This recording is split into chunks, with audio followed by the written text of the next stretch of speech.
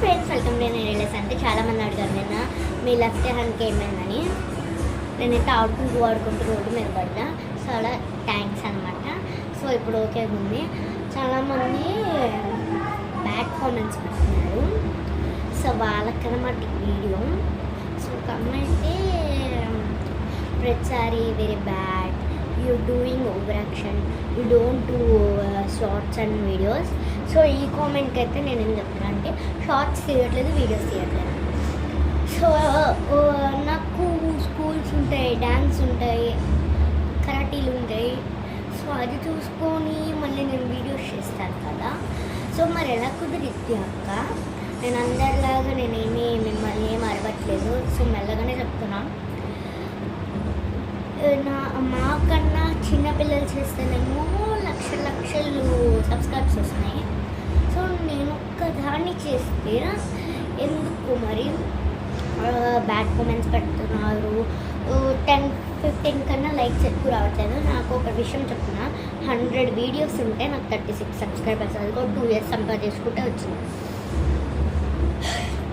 So కొంతమందికి ఏంటంటే, మీరు చిన్నపిల్లలు, నాకన్నా చిన్నపిల్లలకి లక్షలు లైక్స్ కొడుతున్నారు, సబ్స్క్రైబ్ చేస్తున్నారు. ఒక్క వీడియో నా ఛానల్లో సబ్స్క్రైబ్ చేసుకోవచ్చు కదా ఈ వీడియో.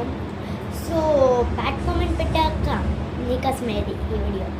మళ్ళీ దీని కింద బ్యాడ్ కామెంట్ పెట్టాను. సో నేనైతే చాలా వరకు ఫన్గానే ఉంటాను ఇంట్లో కూడా. సో నేను ఎప్పుడు యాంగ్రీగా అనేది నేను నాకు లేదు.